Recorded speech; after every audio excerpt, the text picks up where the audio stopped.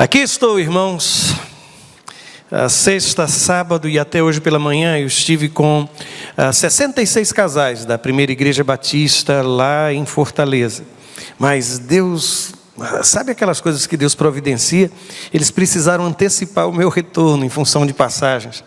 E cá estou, participando do culto da igreja no domingo à noite, depois dessa experiência. Foi tão maravilhoso ver Deus agindo na vida de tantos casais.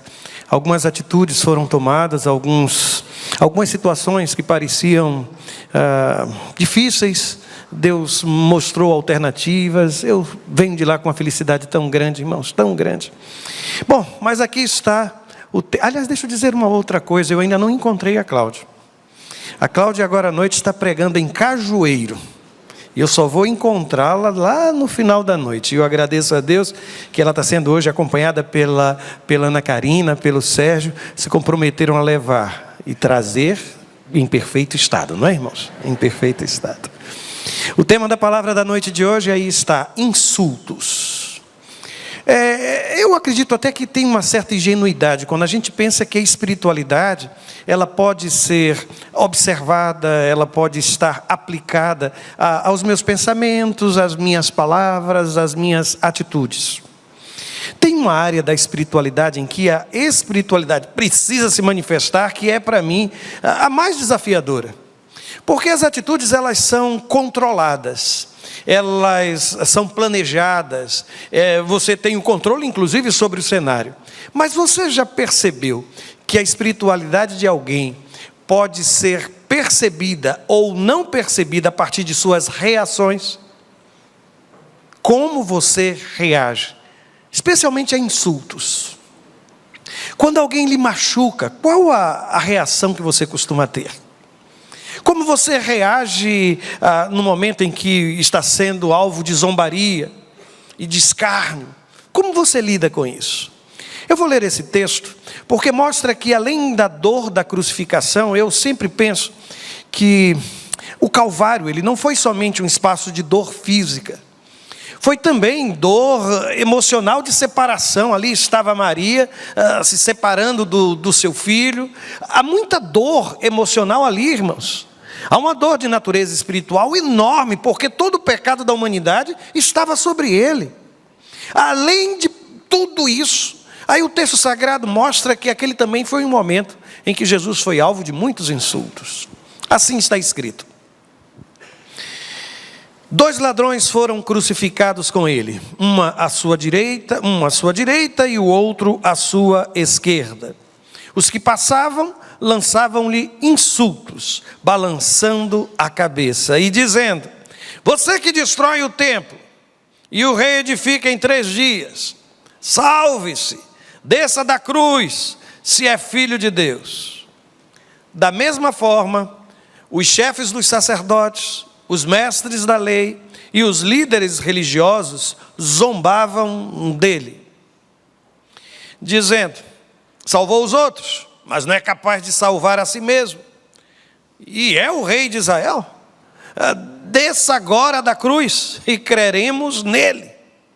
Ele confiou em Deus, que Deus o salve agora, se dele tem compaixão, pois disse: sou o filho de Deus. Igualmente, o insultavam os ladrões que haviam sido crucificados com ele. Um dos trechos para mim mais desafiador da chamada oração do Pai Nosso, pedir pelo pão nosso de cada dia, não há nenhuma dificuldade nisso. Eu acredito que não. Quando você reconhece a soberania de Deus e a vontade dele, também não me parece ser tão difícil. Mas quando Jesus me ensina a orar dizendo assim: assim como nós perdoamos a quem nos tem ofendido, me parece que aqui eu estou diante de um grande desafio. Um grande desafio. E aí eu volto a lhe perguntar: como é que você lida com a ofensa? Como é que você lida quando você é alvo da zombaria? Quando suas palavras são distorcidas? Quando alguém se levanta para falar contra você? Eu fiquei impressionado, sabem, com o significado da palavra insultar. Eu não conhecia. Mas os irmãos e irmãs já devem ter percebido que eu tenho uma admiração muito grande pela etimologia, pela origem também das palavras. Na origem, O termo insultar vem do latim sulto, insultare. Tem a mesma origem de saltar. Insultar quer dizer pular em cima. Pular em cima. Talvez por isso a gente tenha tanta dificuldade com essa coisa de ser insultado, porque alguém pulou em cima de mim. E olha, eu confesso que há uma dificuldade nossa, eu não sei se por conta da educação que recebemos, eu não sei se para você é mais fácil lidar com o insulto ou com o elogio. Normalmente, diante do elogio, nós minimizamos o que é dito. Não é bem assim. Obrigado, são os seus olhos, não é? Alguém admira a sua beleza? Não, são os seus olhos. Ou o contrário, é porque você está com problema de vista. Coisas dessa natureza. Mas a gente sempre minimiza aquilo que seria o elogio. Mas já percebeu que quando se trata do insulto, a gente valida o insulto? O insultador, o poder daquele que insulta, está na minha fragilidade. Sou eu quem concedo ao insultador o poder de atingir-me com a sua palavra ofensiva. É por isso que algumas vezes, quando reina a indiferença, alguns não conseguem sentir qualquer dor motivada por um insulto, porque são indiferentes. Ele pode dizer o que quiser. Eu me lembro de uma entrevista em que alguém estava lá e fez assim com a mão, não foi? Pode ficar falando, porque aquilo parece não mais me alcançar. E o que me chama a atenção, eu jamais teria um livro como esse em minha prateleira. Imagina um livro com tal título, A Arte de Insultar. Schopenhauer escreveu um livro assim. E há um trecho do livro em que ele diz o seguinte: quando percebemos que o adversário é superior e que perderemos o debate, devemos nos tornar ofensivos, insultantes e indelicados. Sinceramente, me parece que isso virou uma norma. Assistir o debate político? Segurem as cadeiras. Percebeu que as pessoas não mais discutem ideias, conceitos, princípios, pensamentos. E normalmente num processo de discussão e de debate, eu não discuto a ideia. Eu quero destruir a figura daquele que está debatendo comigo. Eu quero mostrar que ele é incompetente, ele não sabe nada, ele não é uma pessoa confiável. E ao invés de discutirmos ideias, nós começamos a afrontar, a machucar o outro. Parece que nós perdemos de vista a possibilidade de discutir e debater de uma forma amistosa e respeitosa. Eu fiquei muito surpreso, sabe, irmãos, enquanto voltava no avião. Sabe aquelas séries alemãs que de vez em quando eu assisto?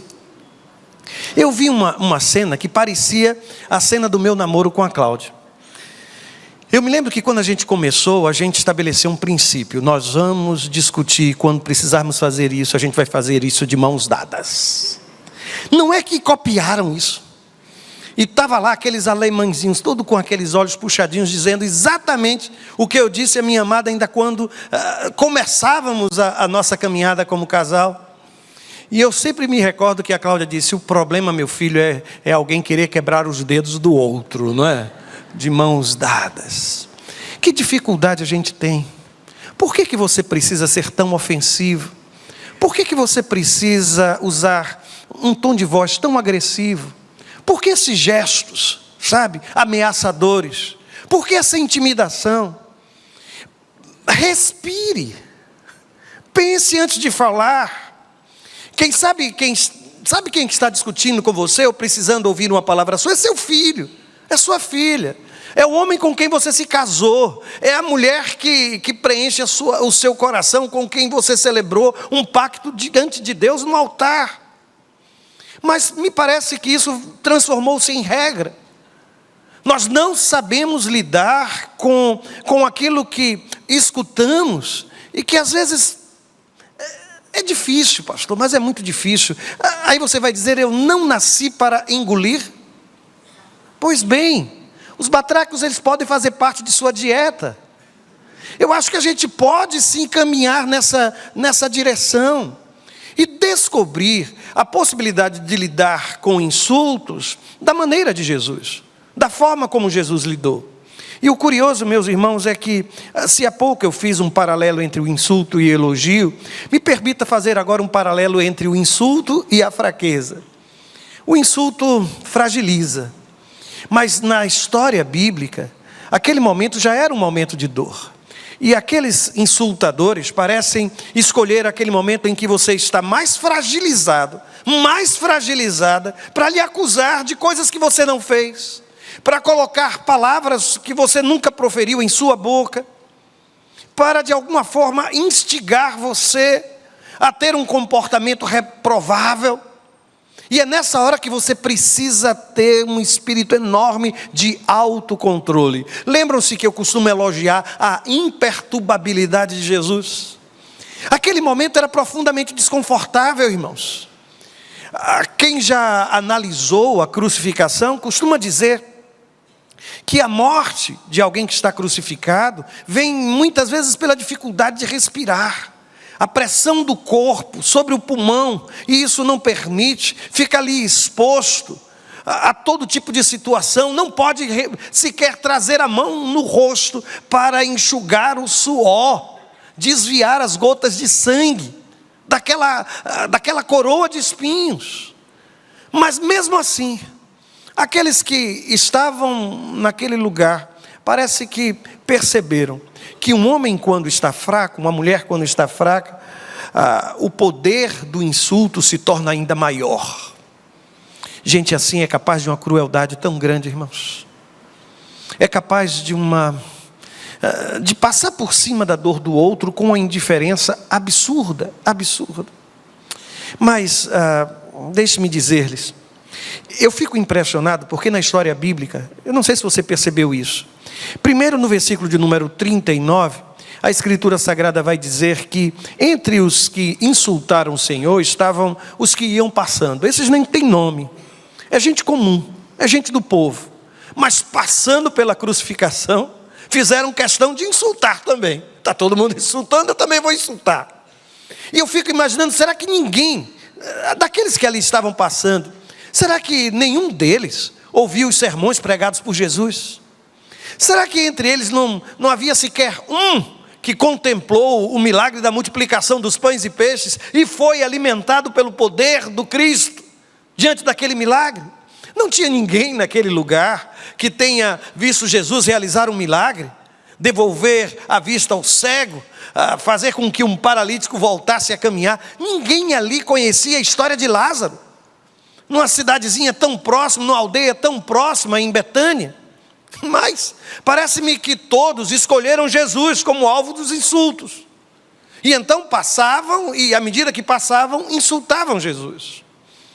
Só que o versículo 41 traz para essa categoria de insultador aqueles que deveriam ser os protetores de um coração sofrido.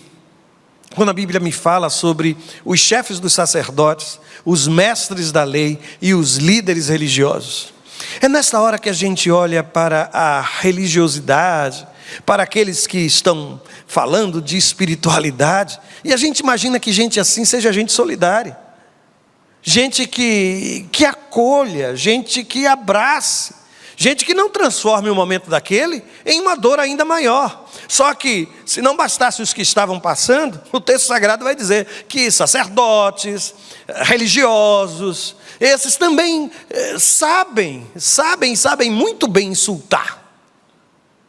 Sabem muito bem insultar. Grande parte das guerras já travadas na história da humanidade foram iniciadas por religiosos. Foram alimentadas por religiosos. Armas de soldados foram abençoadas por religiosos. Só que o texto ainda vai acrescentar, porque aí você fica imaginando, não, os que estão passando não sabem o que estou sentindo. Os mestres da lei, há muito tempo eles já haviam revelado indiferença em relação ao povo. Mas quando o texto sagrado me diz que os ladrões que estavam na mesma situação de Jesus também o insultavam, um deles estava insultando, isso me traz um desconforto enorme, irmãos. Porque eu tenho uma ilusão, me perdoe, mas às vezes eu penso que eu sou ingênuo demais. Eu fico com aquela esperança de que aquele que um dia sofreu, que passou pela dor, que hoje eu estou passando, possa me compreender. Você já teve essa mesma expectativa? Ele sabe o que eu estou passando, porque ele já passou por isso. Ela sabe o que eu estou passando, porque também ele teve problema no casamento, ela teve problema com os filhos, ele passou por uma situação dessa de enfermidade. Aqueles que estavam na mesma situação de Jesus, também escolheram um insulto. E eu fico me pensando, meu Deus, que situação dolorosa. Não houve ninguém que tivesse um outro tipo de discurso, um outro tipo de abordagem, estavam todos ali insultando. É nessas horas que duas palavras me vêm ao coração. E aí eu disse a você no início que, como uma característica mais forte para a espiritualidade, ao invés da ação, a reação. Não se sinta desconfortável. Mas sabe o que é que você faz com um insulto? Você entrega. A palavra é simples, entregue. Sabe aquilo que você ouviu que lhe tirou sua paz nesses últimos dias? Sabe aquilo que parece que está reverberando ainda na sua alma? Você olha para ele, olha para ela e ele disse isso de mim. Ele me tratou dessa maneira. Porque, gente, ninguém consegue separar o discurso do eu te amo da forma como eu sou tratado. Sabe quando é que eu entendo que eu sou amado? É quando eu sou bem tratado. Alguém que é tratado de uma forma negativa, não se sente amado. Mas por que eu estou lhe dizendo entregue? Isso parece ser receita de pastor, não é? Mas não, gente. Veja o que diz Pedro na primeira carta, no capítulo 2, versículo 23, sobre Jesus. A Bíblia diz assim: Jesus, quando insultado, não revidava. Quando sofria, não fazia ameaças, mas entregava-se àquele que julga com justiça. Você consegue entender a força dessas palavras? Você ouviu o texto falar em não revidar? Você leu comigo quando o texto sagrado diz que ele não fazia ameaças? Quando é que a gente vai aprender a ser como Jesus? Quando é que a gente vai aprender a se entregar àquele que julga com justiça? E olhar para os céus e dizer: Senhor, não há nada que eu possa fazer, eu não sei como lidar com isso, mas uma coisa eu sei: eu vou me entregar nas tuas mãos, porque eu sei que o Senhor é um Deus justo. Eu sei que o Senhor sabe exatamente o que eu tenho passado, o que de fato eu disse, o que de fato eu fiz. Você não precisa provar absolutamente nada a ninguém. Deus é o seu advogado, Deus é o seu juiz, Deus é o seu Senhor, Deus é o seu Pai. Mas além do entregue, sabe qual é a outra palavra do mesmo apóstolo Pedro sobre isso? É quando ele olha para mim e para você e diz assim: alegre-se. Parece não fazer sentido, não? Mas está escrito na mesma carta, capítulo 4, versículo de número 14, que diz o seguinte: se vocês são insultados por causa do nome de Cristo, felizes são vocês, pois o Espírito da glória, o Espírito de Deus repousa sobre vocês.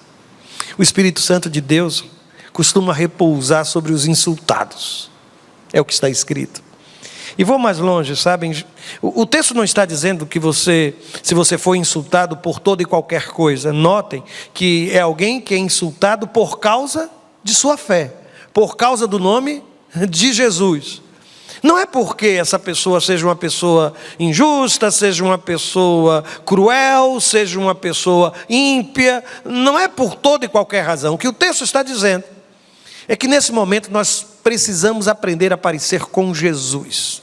Se há alguém aqui que tem sido insultado, insultada, que tem sido alvo de zombaria, que tem sido perseguido no seu ambiente de trabalho, dentro de sua família, eu quero lhe dizer: entregue, sabe? Não só o insulto, mas entregue-se nas mãos daquele que sabe todas as coisas, que conhece o seu coração.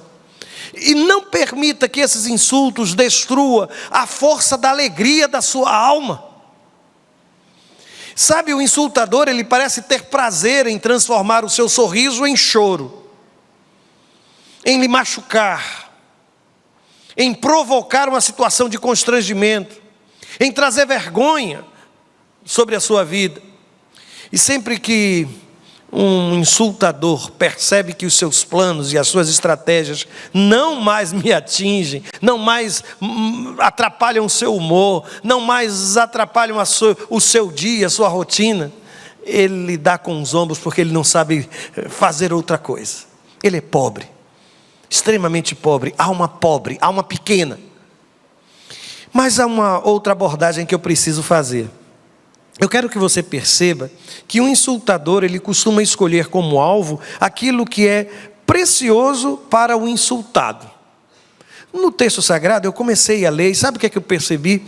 Jesus, ele foi insultado pelas suas palavras. O ministério de Jesus, ele avançou, ele alcançou pessoas a partir exatamente dos seus discursos, dos seus ensinos. Em muitas situações, Jesus foi reconhecido como um grande rabi, como um grande mestre. Mas notem que entre os que insultavam Jesus, no versículo 40, alguém olhou para ele e disse assim: ó, tu que destróis o santuário e em 3 dias o reedificas. Essa gente não entendeu nada. Porque o texto ou a frase de Jesus que está sendo trazida à tona aqui, ela está registrada no capítulo 2 do Evangelho de João, a partir do versículo 18. Lá está escrito assim: então os judeus lhe perguntaram: que sinal miraculoso o Senhor pode mostrar-nos como prova da sua autoridade para fazer tudo isso? Jesus lhe respondeu: destruam este templo e eu o levantarei em 3 dias. Foram essas as palavras usadas. Só que na continuação do texto diz assim: os judeus responderam: este templo levou 46 anos para ser edificado e o Senhor vai levantá-lo em 3 dias. Agora notem, está escrito assim: mas o templo do qual ele falava era o seu corpo. Jesus está falando dele mesmo, falando da sua ressurreição, que iria acontecer ao 3º dia. Mas aquela gente não entendeu nada. E às vezes, irmãos, o insultador se alimenta da ignorância, do desconhecimento.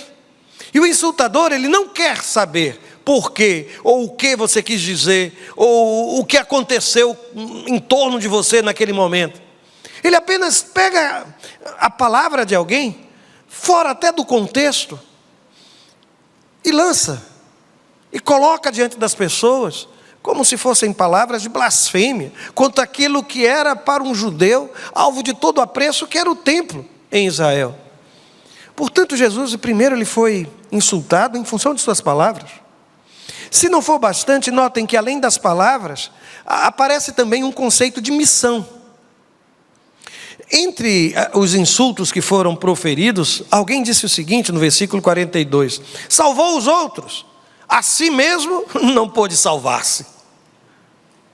Ajudou a vida de tanta gente, então, mas com ele não fez absolutamente nada disso. Uma coisa curiosa, eu não sei se você já se perguntou, por que Jesus não transformou as pedras em pães?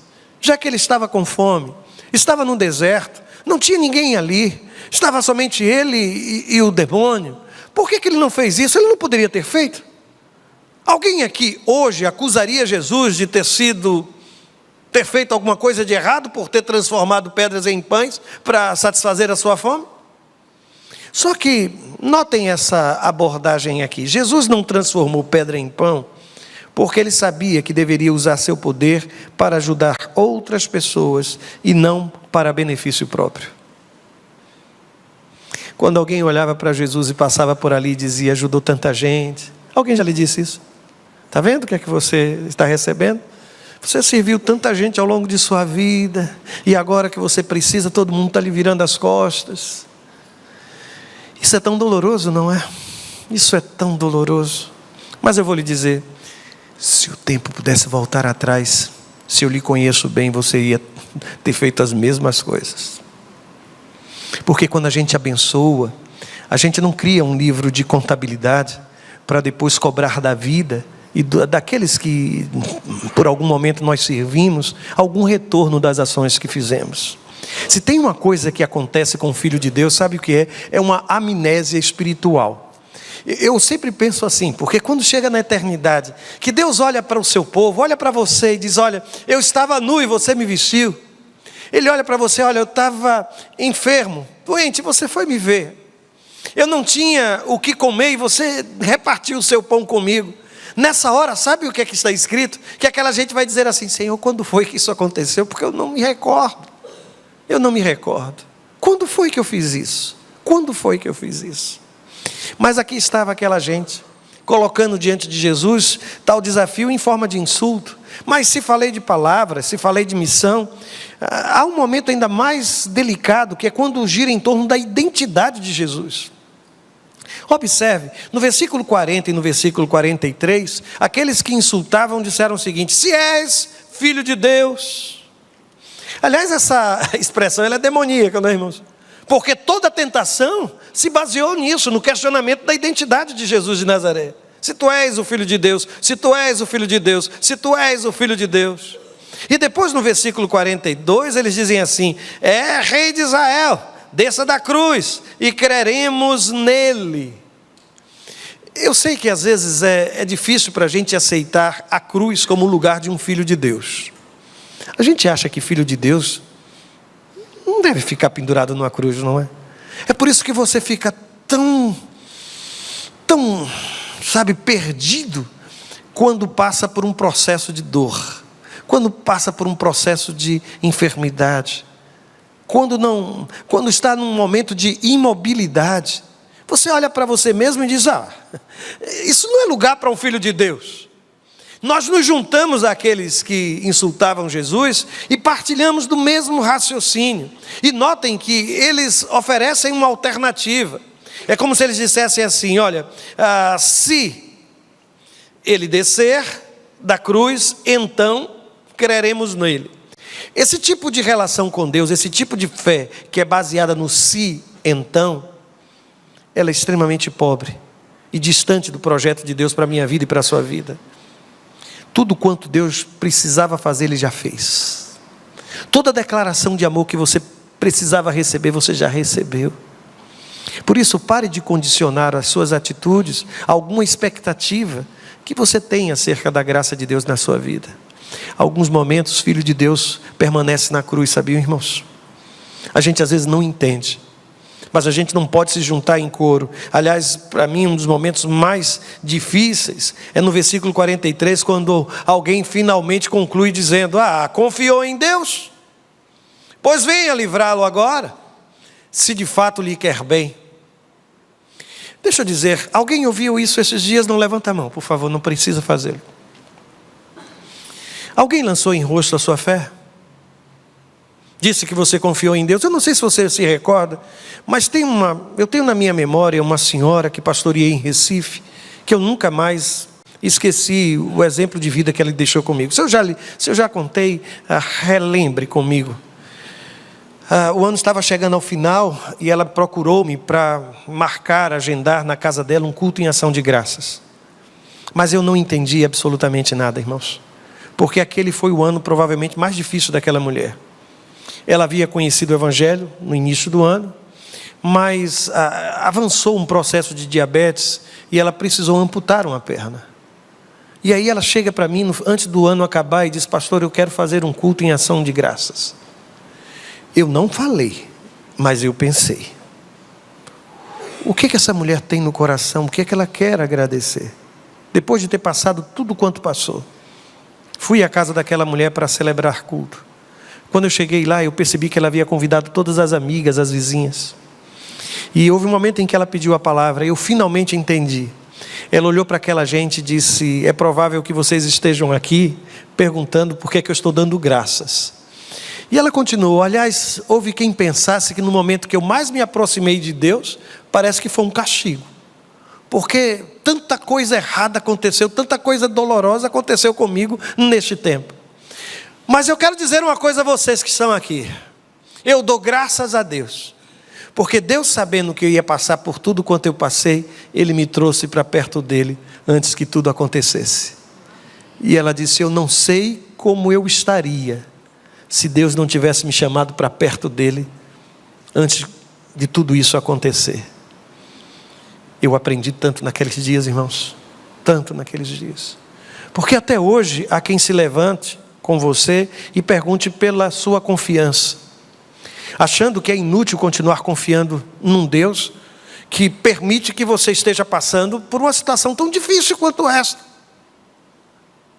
Porque também eu acredito que é possível que você esteja criando uma ansiedade enorme no seu coração. Pode avançar uma vez, por favor, confiança. Uma outra observação tem a ver com o tempo. Sabe aquele sentimento de urgência? Aquela ansiedade que toma conta do seu coração? No texto que li, lá do capítulo, no versículo 43, diz assim: confiou em Deus, pois venha livrá-lo. Aí ele diz assim: agora. Agora. Tem que ser agora. Porque a cruz não espera não, pastor. Quem está na cruz já tem o seu tempo contado. É só uma questão de tempo. Aliás, deixa eu dizer uma outra coisa. Essa semana Deus me mostrou que Ele tem tanto poder. Tanto poder.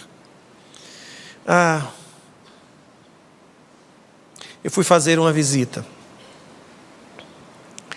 E quando eu saí dali, eu saí com o coração tão apertado.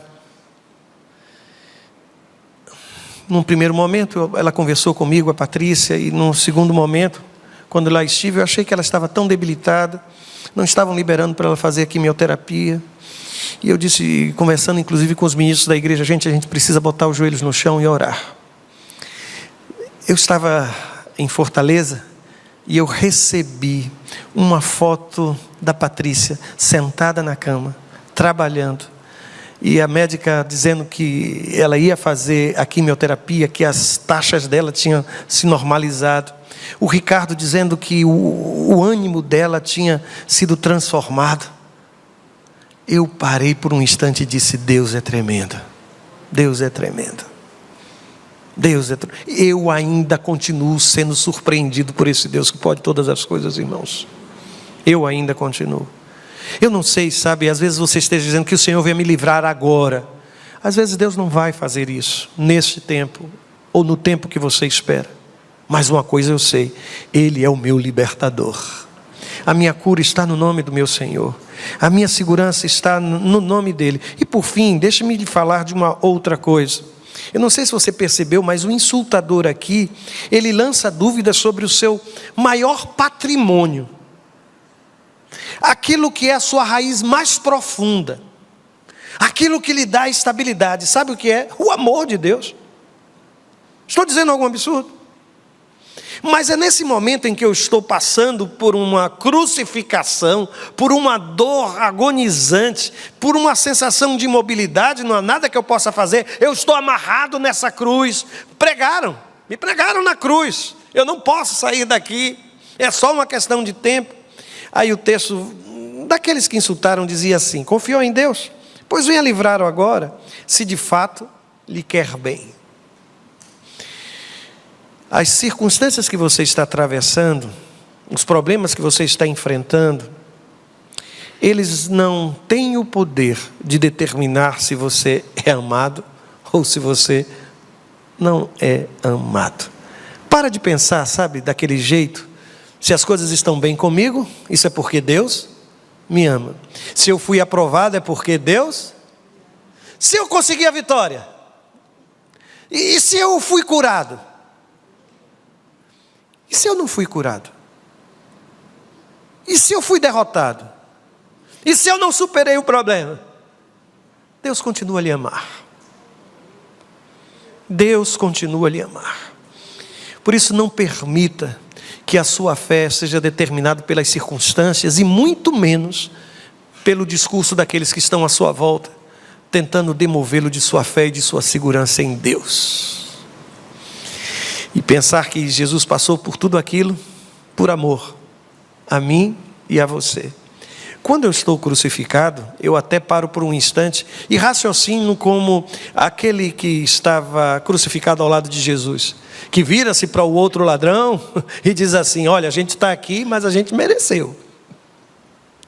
Eu estou aqui, mas eu reconheço que eu mereço estar nesse lugar, mas este não.